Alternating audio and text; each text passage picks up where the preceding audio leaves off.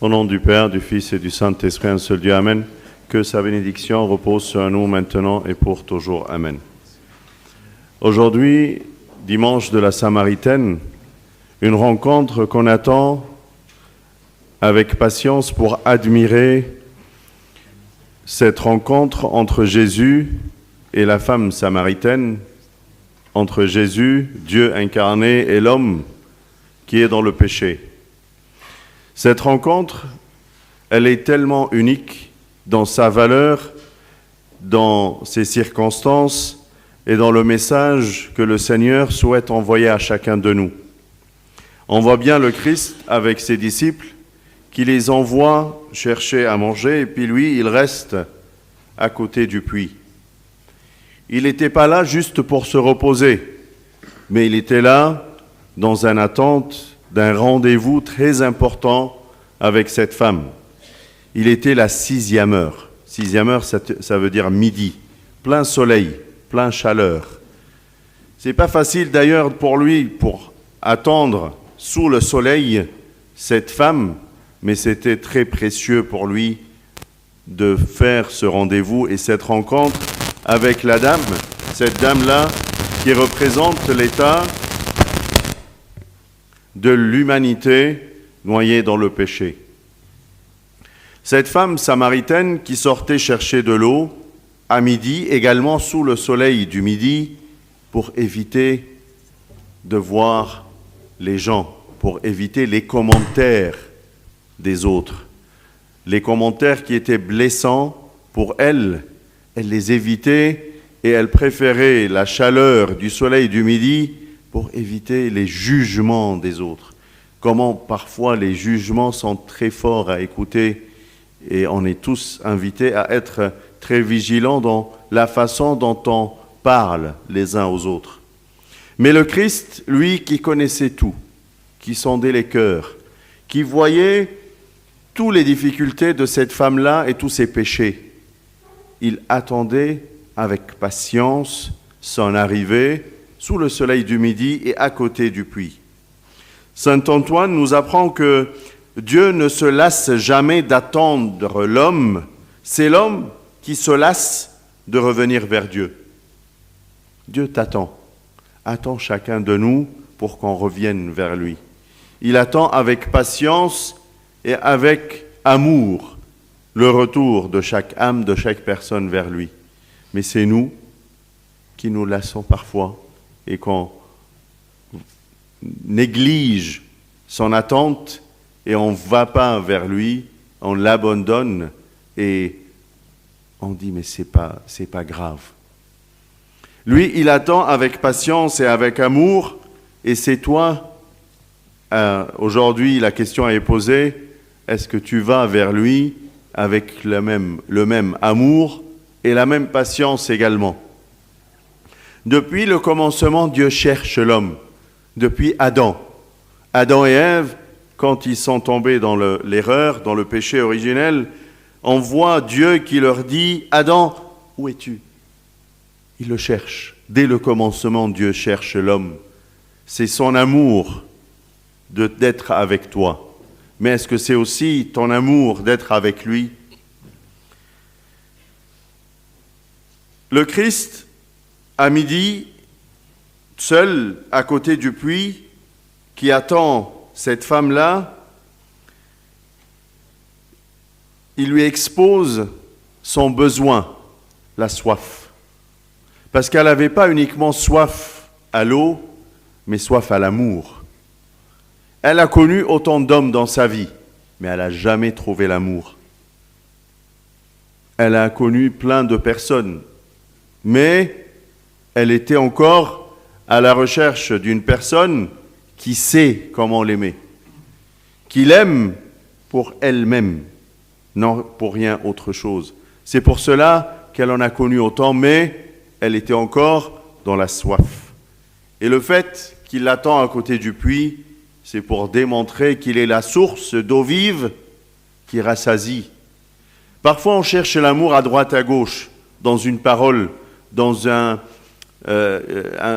message, un texto, une petite phrase, une attention particulière, comme si nous sommes des mendiants de l'amour. Mais le Christ, il nous attend pour nous offrir le vrai amour et nous rassasier de son amour immesurable, sans condition. En fait, c'est l'homme qui doit accepter de rencontrer Dieu à cet endroit-là. Saint Bimen, Abba Bimen, un des pères du désert, nous apprend que celui qui voit son péché est plus grand que celui qui voit les anges. Parfois, on attend une vision, un signe, pour faire le déclic, retourner vers le Seigneur en disant « mais il doit se manifester devant moi, je dois voir Dieu, un ange, un message, pour revenir vers lui. » Mais Abba Bimen nous apprend que celui qui voit son péché est plus grand que celui qui voit des anges, des visions. Si tu connais ton péché, c'est ça le déclic, c'est ça qui te ramène vers Dieu. C'est ça qui change tout. Cette femme n'a pas essayé de se justifier devant Dieu. Jésus, quand il lui a posé la question, elle lui a tout dit. Et elle est partie revoir la foule pour leur dire « Un homme qui m'a dit tout ce que j'ai fait, et malgré tout ce que j'ai fait, il m'aime. » Parce qu'elle n'a pas cherché à se justifier. Le grand problème du repentir, c'est la justification du péché. Si tu veux vivre un vrai repentir, oublie la justification. Dévoile-toi devant lui en lui disant « J'ai péché. Oui, c'était moi la source de l'erreur. J'ai abandonné ton chemin et je me suis égaré. J'ai besoin de toi pour que tu m'aides. » Et c'est au moment où tu reconnais ton péché, c'est le moment où le Seigneur est en face de toi pour t'offrir l'eau qui te rassasie.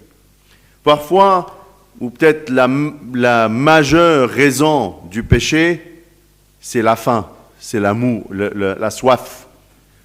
On a faim et on a soif, c'est pour cela qu'on tombe, qu'on glisse dans le péché.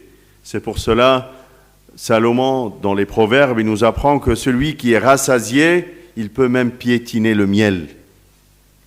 Quand je suis rassasié et on m'offre un gâteau ou quelque chose que j'aime, je dis mais merci, j'ai pas faim. Et même quand je mange, je déguste.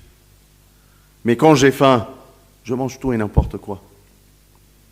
Le Christ est là pour t'offrir l'eau qui te rassasie, qui te remplit.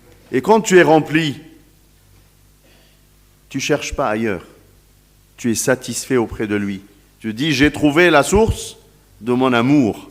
Je suis bien rassasié auprès de lui. Celui qui voit son péché est plus grand que celui qui voit des anges. Le dialogue qui était entre Jésus et cette femme samaritaine est tellement riche, tellement encourageant pour chacun de nous. Il nous encourage à aller vers lui sans aucune crainte. Il ne l'a pas jugé. Elle avait peur des jugements des gens, mais Jésus ne l'a pas jugé. Elle avait peur des commentaires blessants à chaque fois qu'elle sortait chercher de l'eau, mais là, elle a rencontré une personne qui la connaît, qui connaît toutes ses erreurs, mais il ne lui a rien reproché. C'est tellement beau de voir Dieu, Jésus, qui t'aime, peu importe ta faiblesse et tes péchés. Cette révélation et cette transformation de cet homme pécheresse, cette femme pécheresse, c'est une invitation à chacun de nous pour revenir à notre conscience et nous dire « Je dois aller vers lui. C'est auprès de lui que je vais sentir ma satiété. » C'est vrai qu'au début, elle n'a vu qu'un juif et elle une samaritaine. Et elle avait peur de s'entretenir avec lui. Ensuite, peut-être, elle l'a reconnu en tant que prophète. Mais elle a fini par le reconnaître en tant que Messie, Sauveur et Dieu incarné. Peut-être qu'aujourd'hui, tu le vois loin de toi, un étranger. Et tu ne te vois pas en train de lui parler avec une intimité et une ouverture. Mais si tu fais le premier pas et tu acceptes d'écouter sa parole, tu vas le sentir en tant qu'une personne qui révèle, qui connaît, un prophète, qui te montre le chemin. Et si tu le suis, tu vas vraiment le reconnaître en tant que ton sauveur qui vient par amour te redresser du péché. Et le geste de la cruche, cette femme, quand elle a reconnu que c'est le Messie, elle a tout laissé, tout abandonné. J'ai plus besoin de cette cruche lourde que je portais sous le soleil pour faire un trajet. J'ai envie de courir, d'aller plus vite, de voler, d'aller prêcher à tout mon village que je l'ai rencontré, que je l'ai reconnu. La pécheresse est devenue un témoin qui est capable d'annoncer avec une expérience personnelle l'amour de Dieu vers elle. Combien de fois tu as senti cet amour? Est-ce que tu l'as témoigné? Est-ce que tu l'as révélé? Est-ce que tu l'as annoncé à tes proches? Est-ce que tu as transmis cette expérience personnelle qui est le fruit de l'amour de Dieu envers toi et le fruit de ta patience malgré toutes les faiblesses? C'est vraiment une occasion. Ce carême que nous en train de vivre, la moitié est derrière nous et la deuxième moitié est encore devant toi, une occasion de laisser ta cruche, de ne pas s'attarder sur plein de détails qui te font partir loin de lui, plein de préoccupations qui te remplissent au point que tu ne vois pas le Christ à côté du puits. Cette femme aurait pu passer chercher de l'eau et rentrer chez elle et refuser la communication avec Jésus. Mais elle a accepté. Elle s'est ouverte à lui. Elle a confessé ses péchés avec reconnaissance et elle a reçu le pardon qu'elle a annoncé à tout son village. C'est vraiment le geste que l'Église aujourd'hui t'invite à reconnaître et vivre pendant cette période du carême.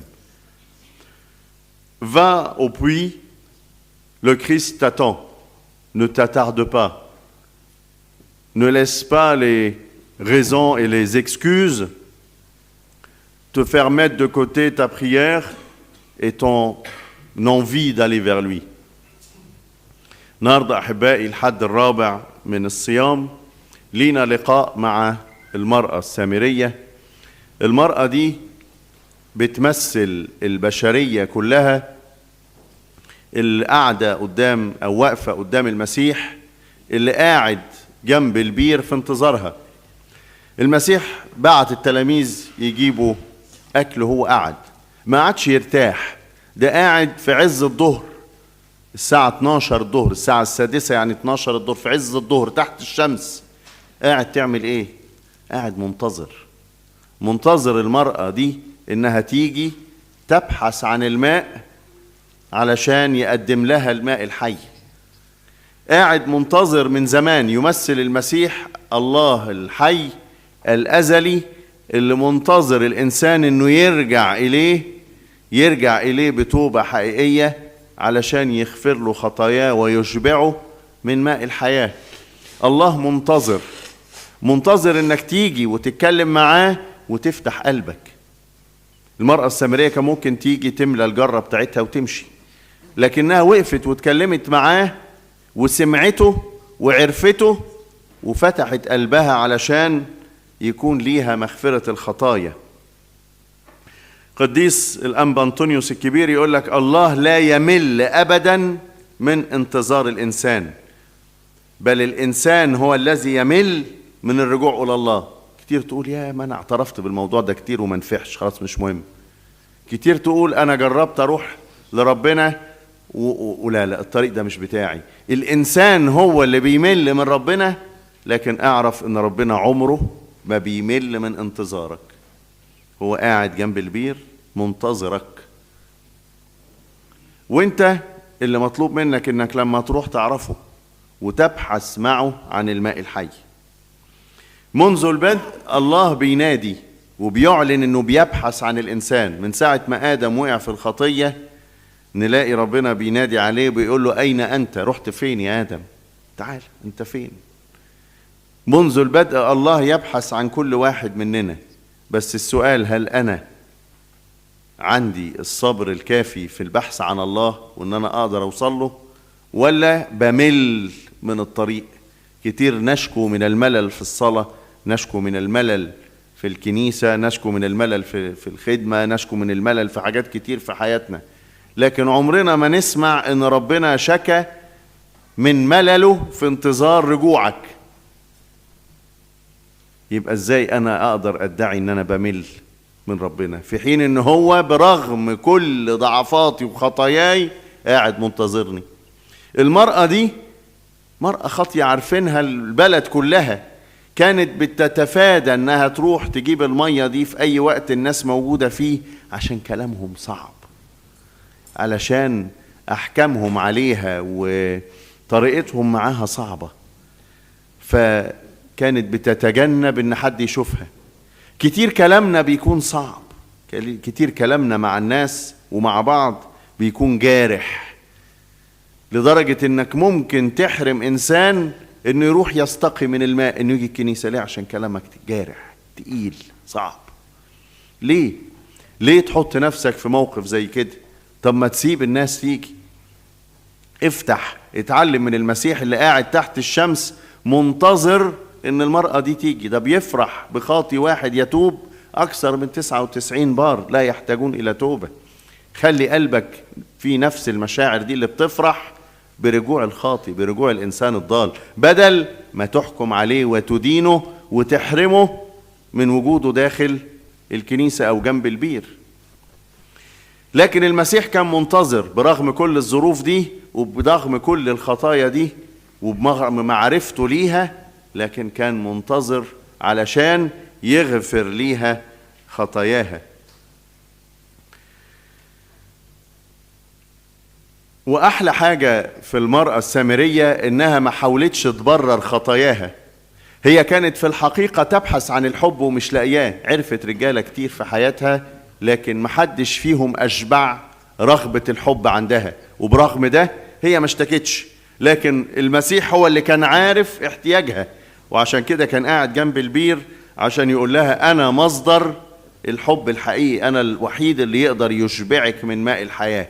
دورت كتير وعرفت ناس كتير الإنسان بيغلط بسبب الاحتياج، كأنك بتشحت الحب من الناس، تشحت كلمة حلوة، كلمة مديح، كلمة حب، كلمة تقدير من حد، تلاقي نفسك الكلمة دي كأنك فعلا بتجذبك حتى لو الطريق مش كويس، حتى لو الإنسان اللي بيقولك الكلمة دي كلمة إنسان ما هواش يعني اللي مرجو ليك أو اللي أنت تتمناه، لكن ربنا قاعد يقولك أنا الوحيد اللي مشبع إليك. في سفر الأمثال سليمان الحكيم يقولك النفس الشبعة تدوس العسل، لكن النفس الجعانة ليها إيه؟ كل مر حلو. أنت لما تبقى شبعان ويقدم لك كده حاجة بتحبها تقول لا شكرا معلش مش قادر، أو مثلا لما تيجي تاكل منها تعرف تستطعم حلاوتها، لكن لما تبقى جعان تاكل كده بنهم وحلو ووحش، خلاص أنا جعان، فيش تمييز. هو ده عيب الإنسان في احتياجه. ولما تكون مش بتشبع نفسك من المسيح تفضل جعان وتفضل على طول بتلهس ومفيش جواك إحساس الشبع. لكن النفس الشبعانة تعرف تدوس العسل، مش أي حد يكلمها تروح معاه وتنسى نفسها. إنسان شبعان بالمسيح هو مصدر شبعك، هو بيديلك الجسد ودمه علشان يشبع نفسك ويشبع قلبك ويملاك من جوه، فما تبقاش عندك احتياجات ولا جوع للخطية. المرأة دي ما حاولتش انها تبرر موقفها. القديس الأنبابي من أحد أباء البرية يقول لك الإنسان الذي يرى خطيته أعظم من الذي يرى الملائكة. الإنسان اللي يعرف يشوف خطيته ويعترف بيها أحسن من الإنسان اللي بيشوف رؤى وملائكة وما إلى ذلك. هي دي الرؤى الحقيقية. أصل أنا لما بقعد أبرر أخطائي أنا بعمي نفسي عنها، وألبسها توب البر وألبس معها توب البر وما اعترفش بيها وما ادورش ان انا ابطلها واتوب عنها. ليه؟ لاني ابرر دائما اخطائي. لا انا ما بغلطش، انا ما عنديش حاجه بعملها غلط، انا تمام. ازاي؟ ليس احد بلا خطيه.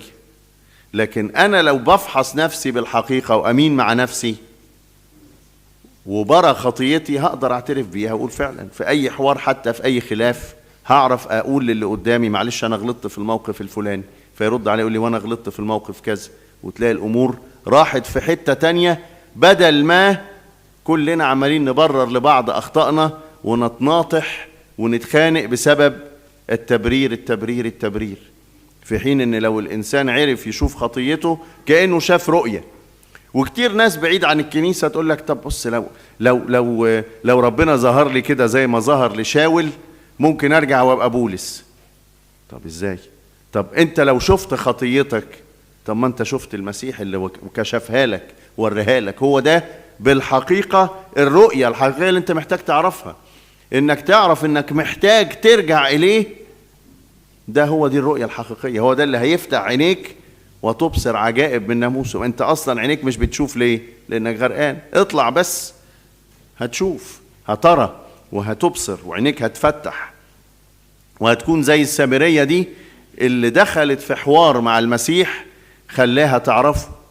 في الاول كانت شايفاه غريب، انت يهودي وانا امرأة سامرية، ما ينفعش نتكلم سوا. وده احيانا اللي بيحصل ما بينك وما بين ربنا، ترى ان الله بعيد عنك، هكلم مين؟ وده اللي يحط في قلبك الملل لانك شايفه بعيد، شايفه غريب عنك. بس بعد شوية ايه ده؟ لا ده رجل نبي، ده عارف حاجات، ده بيكشف لي. لما يبقى في حوار بينك وبين ربنا تبتدي عينيك تتفتح وتسمع، فتبتدي كده ايه ذهنك ينور وتحس ان ربنا ده لا ده مختلف، ده بيحس بيا، ده بيحبني. شوية كمان لما تعرفوا تقول ايوه ده هو ده مخلصي، هو ده اللي فتح لي باب الفردوس، هو ده اللي فتح الباب ان انا اقدر ارجع تاني للسماء واقدر يكون ليا نصيب معاه. كل ما العشرة مع ربنا الطول كل ما تعرفه اكتر وكل ما تقرب منه اكتر، وكل ما تعرف ان الماء اللي معاه دي هي ماء الحياة. هو ده الانسان اللي بيعرف يقدم لربنا توبة حقيقية ويكشف له داخله، فيقدر يكون ليه العلاقة العميقة دي اللي هو تحوله من انسان خاطي زي السامرية كده. الواحدة بتروح تعلن، راحت للقرية بتاعتها، انسان قال لي كل ما فعلته. ايه الجملة دي؟ طب ما تقولي انا رأيت نبي، رأيت حد بيعمل معجزات، شفت حد. ايه المعجزة في كده؟ حد عارف كل وحشتي وما زال بيحبني. هي دي المعجزة بالنسبة للمرأة السامرية. انسان عارف كل الخطية اللي جوايا لكن ما زال بيحبني وبيبحث عني ومنتظرني، وبتقول ده لكل الناس اللي لفظوها، اللي كده حكموا عليها انها ملهاش مكان وسطهم. ده انسان قال لي كل ما فعلته وغفر لي كل خطاياي واداني من ماء الحياة. تعالوا وذوقوا وانظروا الماء اللي انا تشرب منه وايه ما تعطش تاني. فرصة قدامنا واحنا في الصيام. فات نص الصيام وفاضل نص.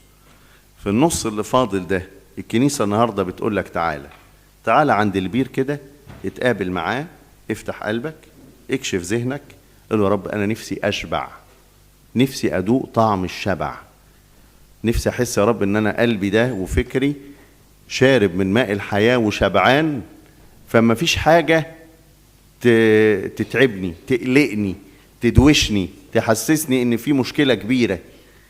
انا في امان وفي سلام لانك قاعد منتظرني، وانا عارف ان انت قاعد منتظرني، عندي رجاء في ده، وهاجي واقعد معاك تتكلم معايا واتكلم معاك تشبعني من ماء الحياة، فيكون ليا يا رب ايه اقدر ادوس عسل هذا العالم علشان اكون دايما محفوظ في اسمك. ليك كل مجد وكرامة من الآن وإلى الأبد أمين. جبني